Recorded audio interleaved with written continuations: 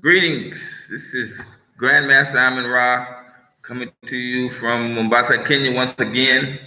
I'm here with another video. I've been in Kenya for now 21 years, and uh, I've not really left the country. Okay, I left the country in 2000 to go to a tour of Africa from Kenya all the way down to South Africa. I went twice, one by plane and then one by road, up and then back again. And I stayed over in countries, Tanzania. I stayed in Dar es Salaam for some days. Malawi, Lilongwe. I was there for over a week. And then, of course, there was Mozambique, Zimbabwe, and also I lived in South Africa for some 4.5 months. All during my travels, I was there to look and see, not as a tourist, but to see how the African was and how he related to African Americans and how he lived. And in 2005, I wrote a book called The Black Man's Guide to Moving to Modern Africa. And oh man,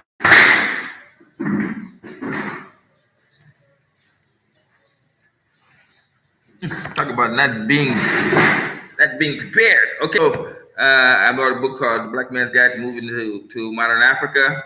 I've since made 3 revisions, revised copies of it, and then I'm presently working on a 4th installment that I'm going to release in PDF format very soon, hopefully.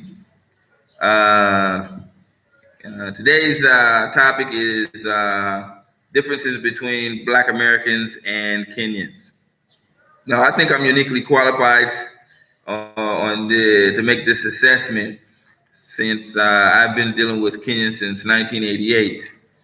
When I became Black conscious and chose Kenya as my country of adopted country, I went out and tried to find Kenyans. It took a bit of a while since there was no social media at the time, but I eventually ran into one and immediately befriended him. And from there, I was introduced to more and more Kenyans. Now, you might have Kenyans in your city, a community of them. Seek them out and talk with them. I found out that I was more comfortable dealing with Kenyans than many of my African American friends. Now, don't say like I'm in you a traitor. How can you say that? Those guys are foreigners. No, they're just like us, and there are a lot of similarities. And naturally, when we run across somebody that's a foreigner, we may tend to treat them differently, unintentionally, and then their reactions are follow through from that. But I didn't have any real problems with meeting Kenyans. They were always friendly. They were always ready to engage. They look at you a bit strangely because you're an African American, and normally we don't really we tend to be unfriendly. And I wanted to talk about that too, because when we talk about white people meeting Africans and then Black Americans meeting Africans, white people are always friendly from the beginning, and then they slowly drop down to where they don't even have anything to do with you. And Black people are different. We are very standoffish when you first get to meet us. We are, we're a little bit, it takes a lot of work to get our trust. But once you have our trust, we'll take a bullet for a friend. You see what I'm saying? So a lot of Kenyans and a lot of Africans don't understand this. So when they meet us for the first time, first impression, okay, you see, Black people are not that friendly, But they should get to know as they get to know us, if they can stay with us and interact with us on a regular basis off of the job, you find they find us very compelling, very interesting, and they really do desire to be friends with us. And the same with Black Americans. You know, if we give them a chance and we work and deal with them on a regular basis, you'll find that you just fall into line. You know, so I want to talk about some differences between the Black Americans and Kenyans, so that we can have an understanding of it. You know, like I said, I think I'm uniquely qualified since I have been dealing with them for over 30 years plus, 30, 40 years, 30 years. 1988, what's that? 98, 2008, 2018. Yeah, over 30 years. So I wanted to talk about work ethic. You know, there's a thing that at one time we were there was this notion that Black people are lazy, and indeed, a lot of people around the world think that living in America and then not working and not having a job or being a criminal or being on drugs, that's stupid. A lot of Africans have the same mentality. They say like, how could you live in a country like that with all that opportunity, and then you don't prosper? If I got a chance to leave Booga Booga land and fly over to America, man, I would be taking every advantage. This is how the Kenyan, this is how the African thinks, and of course, Kenyans are African. So they don't understand racism when they say that. They don't understand historical issues that go along with us. They don't understand the political system. They don't understand the demographics that are involved when you come to America. And many of them do come, and many of them fail and go back to their country. So this idea comes from those people who have not come to America, thinking that we're blacks are lazy. You can't be descendants of slaves and be lazy, because ain't nobody more hardworking than us. So when it comes to working on a job, the Africans' major strong point. Let's say you're working at Walmart, and then the guy, and not Walmart, but a grocery store, and they hire a guy. He's a Kenyan, and you're working there, and a Black American's working. So working comparison to the way they work, the difference is that the African or the Kenyan will have goals. He'll know exactly what he wants to do and how far he wants to go. He's in a foreign country, and most of the time, being in a foreign country, you don't have family, so your whole life kind of revolves around the job. You see, whereas Black people, we got all kind of other issues, things that's going on, that maybe we're football sports fans and we go to games, or maybe we got friends we like to hang out with on a particular day, play cards, go shoot craps, whatever, and thus our job is not our main focus or interest in a lot of cases. An African is like lucky to get a job in America. He's going to take it like such. But a Black American is not as keen on that, especially if it's a job he doesn't really like, but he just has to be there. As far as who's harder working, I would have to say the Kenyan is harder working on a job simply because they're foreigner. And the fact that they come from a country where this kind of work ethic is there. It's like it's a problem. And they, like I said, they don't, when they come to the country, their job is maybe their major focus point.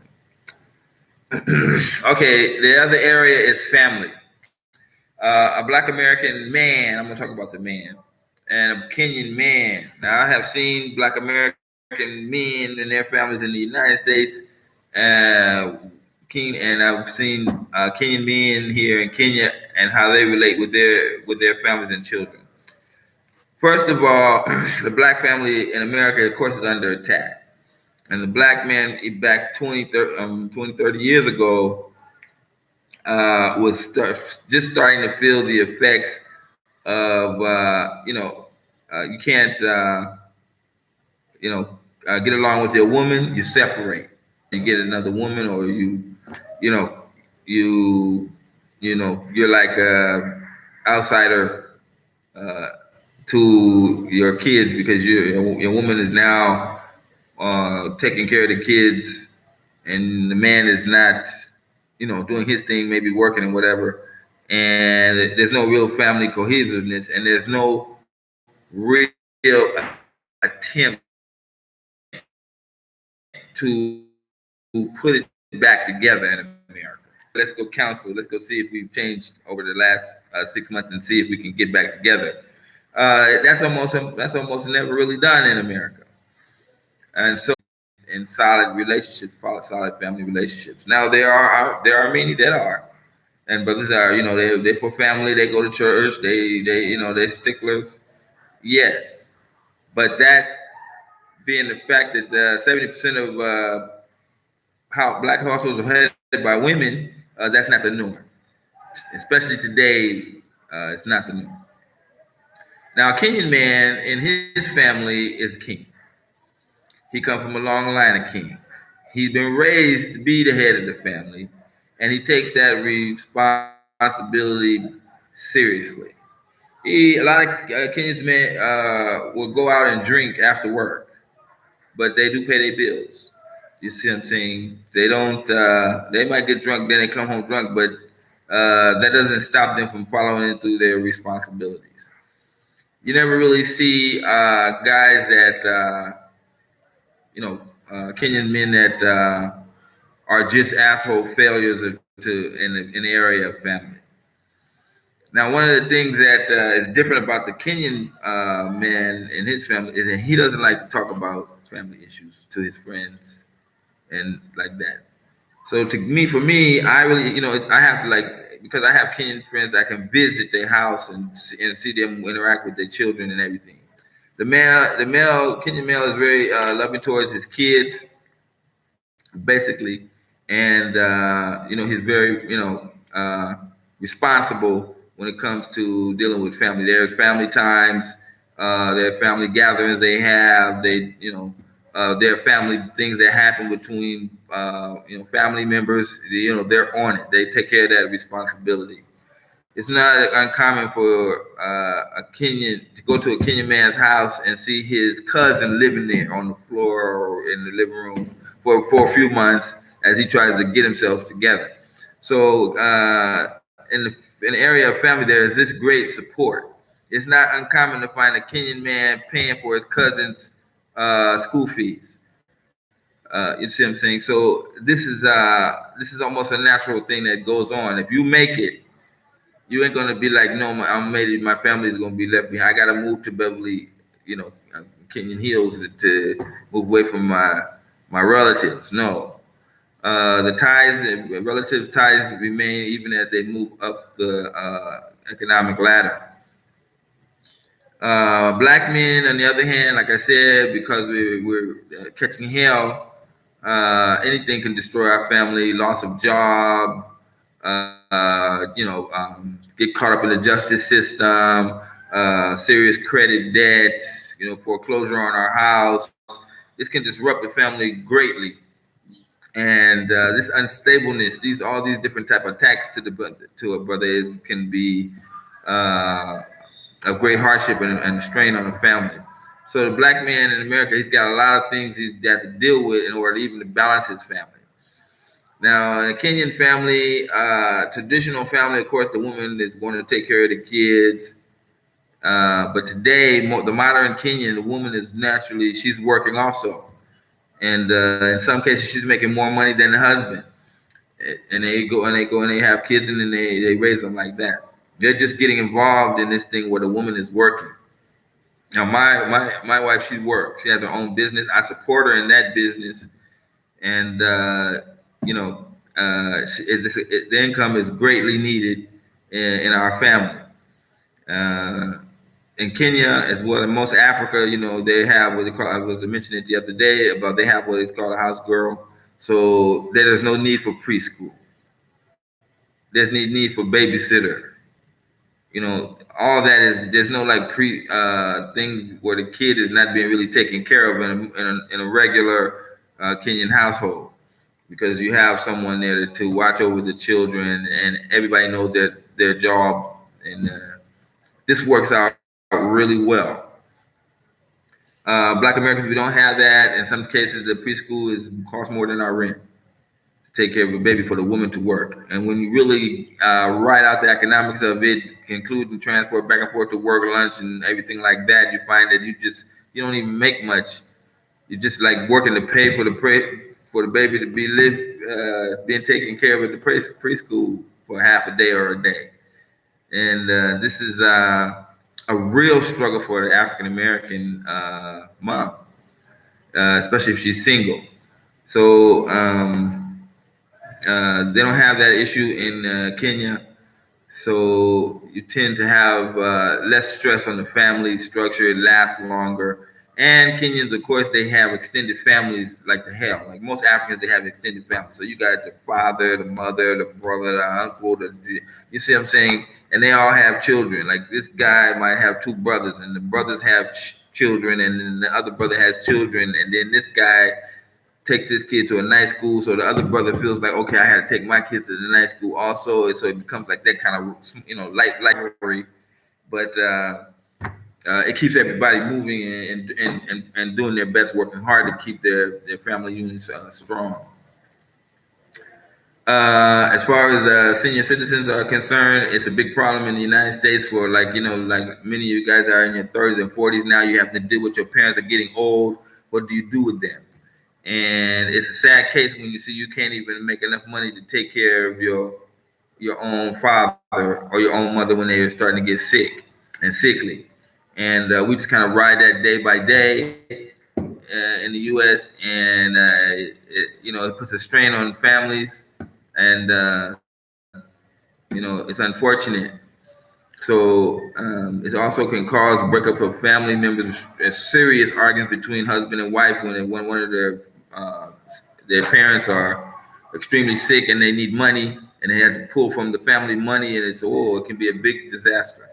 So in Kenya, they don't have that issue because extended families are big, then they extend far. So if a man has like several children, it is upon the children they're going to take care of them.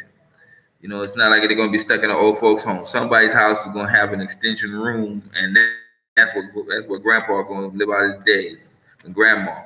If they're upper middle class, they can even have land. They build a small homestead for their senior father. They have hire a girl, which is very easy to do, and then that girl just watches over them. Or the mother and the father move together, and then they have somebody to just watch over them. Up country, this is really just a norm, and it works so beautifully. I visited a friend's home, and it's up country. I met his father. The father just gets up in the morning, sits out in a chair that faces this beautiful valley, and then they just bring him his tea, his bread. He sits there for like 2 hours, just kind of doing whatever, and then he goes around, takes a walk, and it's just like living out your days. It's wonderful. Up country is so vast and big. The country life is just it's peaceful and quiet, and older people like even me. I nowadays I just can't take all that noise and stuff like that. And that's like the city is like I can't deal with it. But and far as extended family is concerned, Kenyans are going to be far better off in their later years than blacks in America, because of we don't have we don't have old folks homes in Kenya, because they don't do that. But in America, you have some senior citizen homes that are really tragic places. You really don't even want to go there. They mistreat the patients and all kind of things. Talent. Talent-wise, I have seen Kenyan athletes, which are the number 2 gold medal winners in the world, compared to the United States, and where most of their United States gold medals come from us. I've seen us play in basketball at extremely high levels in the professional league, and I have seen Kenyans as they practice in their leagues here in Kenya. They're trying to do more. They're trying to bring up basketball with Kenyans, but if you take the regulation basket, many Kenyans are not that tall, so it becomes an issue. I have never seen a Kenyan that can match the talents of Black Americans. I've never seen that. Football, basketball, short distance running. Even me, I'm gonna outrun most of these guys around here. So as far as sport talent is concerned, boxing, whatever, martial arts, no, we rule the world. As far definitely Africa is part of the world. Where I've been to Africa, I'm like we rule that. As far as talent, natural talent is concerned. But this comes from a theory that I have, which says that two Africans is walking on the beach, and then one gets clubbed over the head and thrown onto a slave ship, and the other one gets away. And he gets on the ship with about 200 other people, and then the chain together, and then they go for like 2 months in a ship and American shores, where then that group is put into slavery. And the slavery is as such that they will kill you if you don't do right, if you don't follow, and you have to have strict survival tactics. The So you have to have strict survival tactics. So you're being whipped and then beat into submission, and then the strongest of the strong survive that, and then the strongest of the strong survive Jim Crow, segregation, during the civil rights. And so today you have an African who is the descendant of the strongest of the strong. We have been filtered out of all Africans. We have been filtered out to be the ones that can survive the most. And so there we are very strong. And today, even when you can compare, even when I see the young brothers of today, which I think they have it easier than we did when we was coming up. They have an immense amount of talent still coming from their genes. Whereas the African is coming from a peaceful place where they just used to relax and hang out, and then no need for those fast twitch muscles. So as far as talent is concerned, dancing, I've not seen any Kenyans that really can come close to what I have seen just on the street. Some people, friends of mine, who could do dance moves, but they never would, their talent was never captured in America. But I've seen them, they could do better than Michael Jackson. I've seen them where they can even perform Michael Jackson's things better than Michael Jackson. Same thing with street football. I still remember this dude named Gregory Gladney when we were playing a game in the street, and that guy had the ball, and it was like 5 other guys trying on the other team getting ready to get him, and that guy did some moves that just amazed me, and he just slipped past all of them, just faked them out, slipped past. I've never seen talent like that in Africa. I watched him play the soccer here, and you don't really see the standouts that are just like totally great, or people in the neighborhood say that person is really great. But I'm older now here, so maybe he's there. I'm just missing him. Okay, food. Okay, when it comes to food, African Americans are not that cuisine happy, creating the kind of gourmet meals. Okay, and I know you brothers in the South are going like, what? That's a lie. Oh, you should never check my mom's chicken and dumplings, blah, blah. These foods that they do on special occasions. Back in the South, back in the 30, 40 cook, but today, you don't even find Black women that are interested in cooking. But the African food has been there for a while, and I always tell you this, that a lot of it is from colonization. A lot of that corn and stuff, which is not a staple, was not a food in Africa, was brought to Africa. And then now Africans today eat it like, it's like their food. And they still follow that, you see. The African has a very strict diet. They don't have like a lot of variety in what kind of foods they like to eat. Yama, chicken, skuma, simu, Sister Sima, these kind of things, and that's it. Fast food companies have come here and tried to do it, but they're not been able to do it. Now we opened up a fast food place. I was there last night. I did a show on O'Shea's channel from the fast food place. It was pretty much packed, but it was also the food variety was very limited. Just simple pizza and chicken, chips, and burgers. Nothing else. And I know they're just starting out. They're trying to feel their way in. The people are gonna what the verdict is still out, but it was pretty packed on Thursday, Wednesday night. You know, it was pretty packed. So we'll see how the restaurant survives. It looks like it's definitely going to survive from what I saw on Thursday. And I know what Friday, Saturday, Sunday is going to look like, especially at the end, at the end month, at the beginning of the month. Anyway, food, I would have to give that to, food that's cooked. You cook your food yourself. I would have to give that to the Kenyans, but blacks are not that far behind. When it comes to fast food, that's an American thing. I won't count that.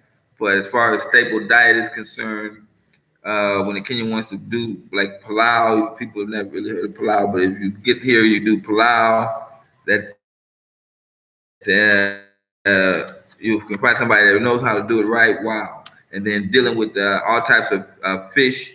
This is another area where Africans is just killing them. You know what I mean?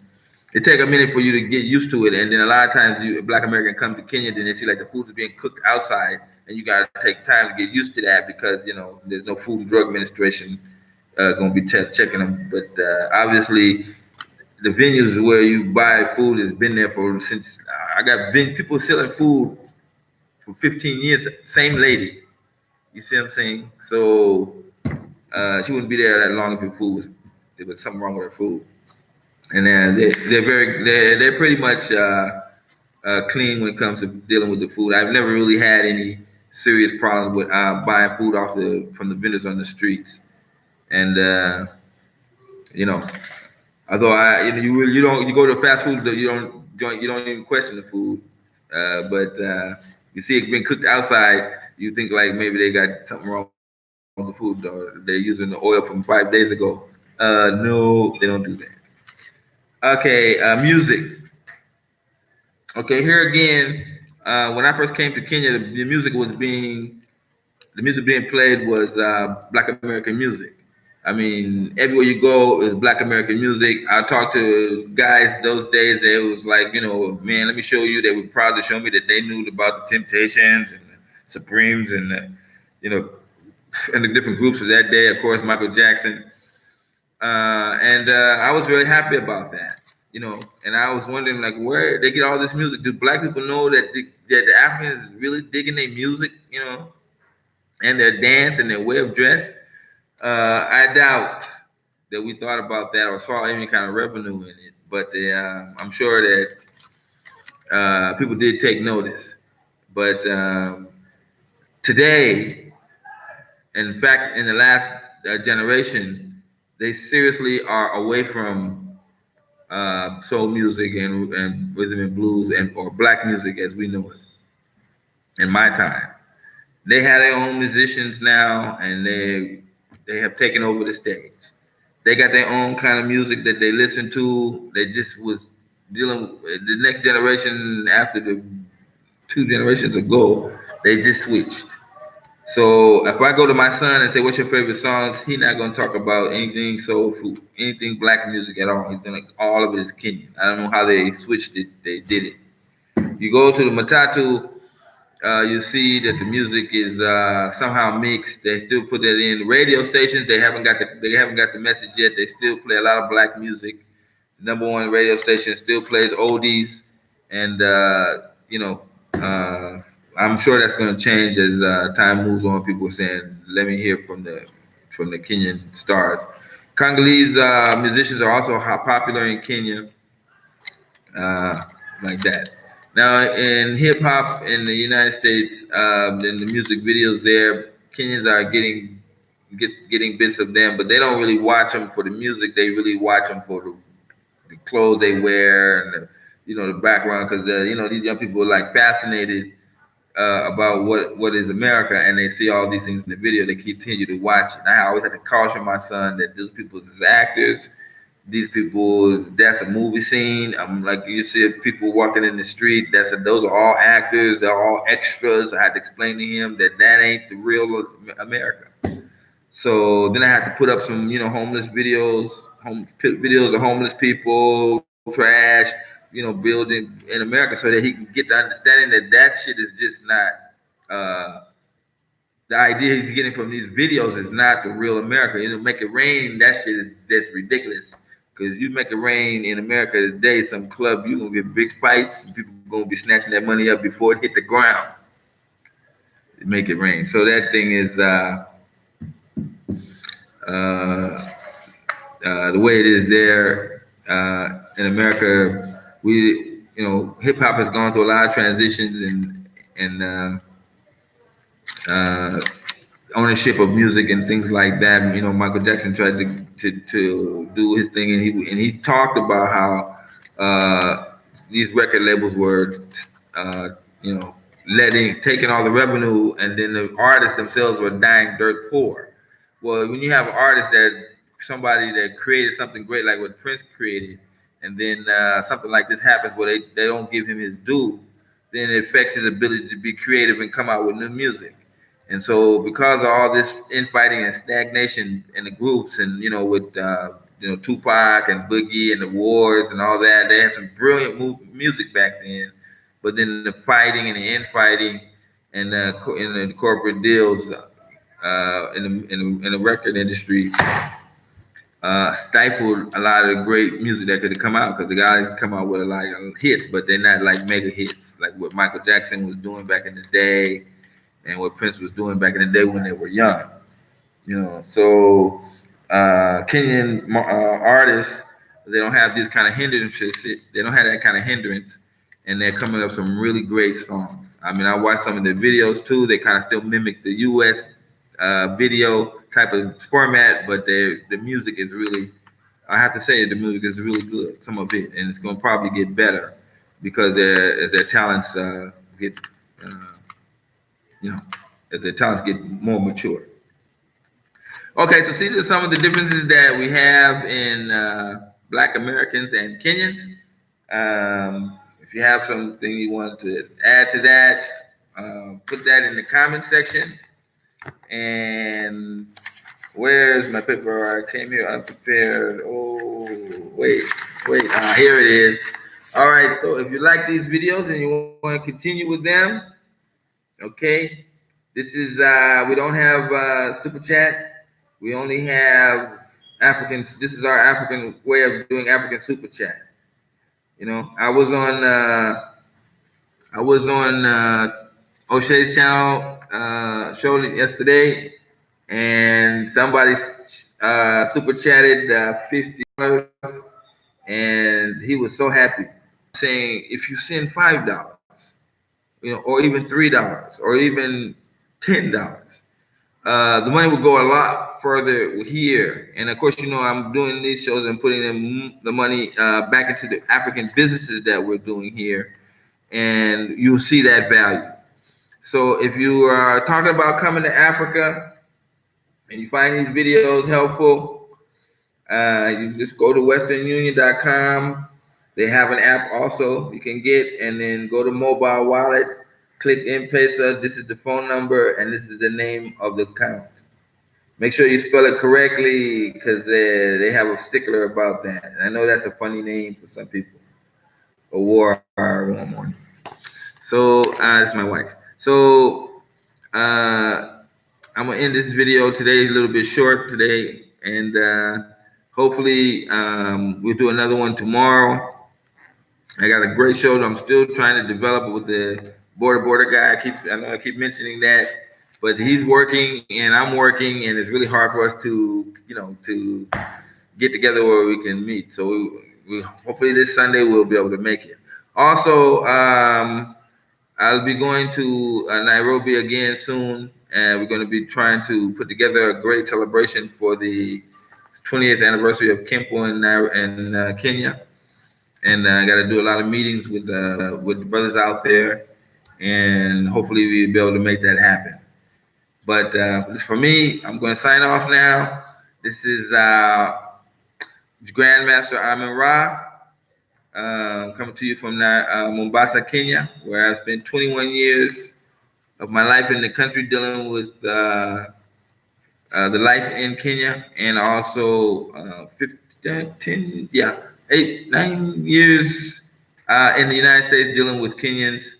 And there was a time I went on a bus trip to Las Vegas, and we all got together and got in the van. And I realized, damn, I'm the only American. Everybody else was Kenyan in the group, and it was nice to take some of them that had never been to Las Vegas before. It was a great trip. I remember that, and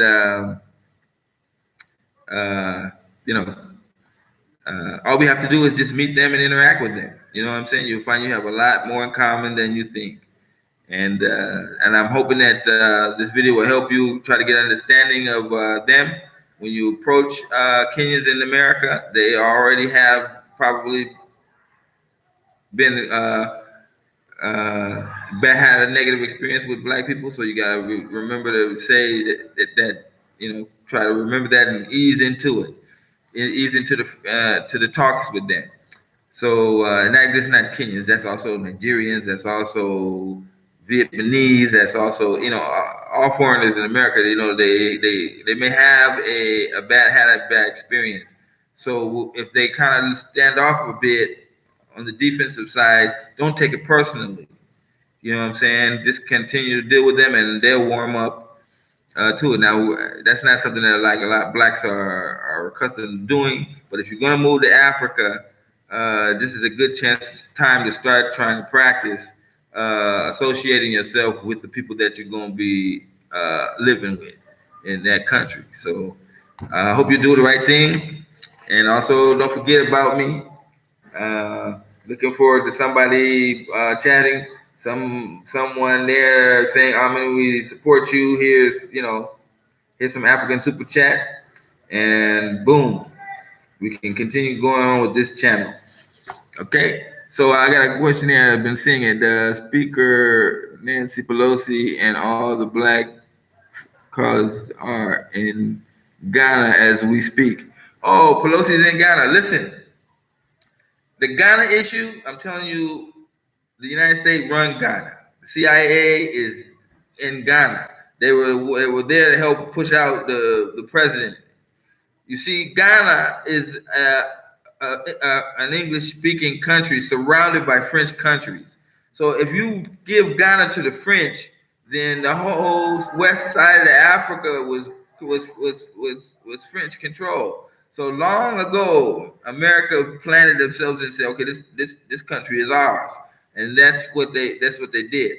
Now they're really gonna, because blacks are talking about moving to Africa, white people still got to try to control everything and try to be behind the scenes and say, okay, Ghana is the lead. You go to Ghana, go to Ghana. But what is in Ghana? Ghana is too small.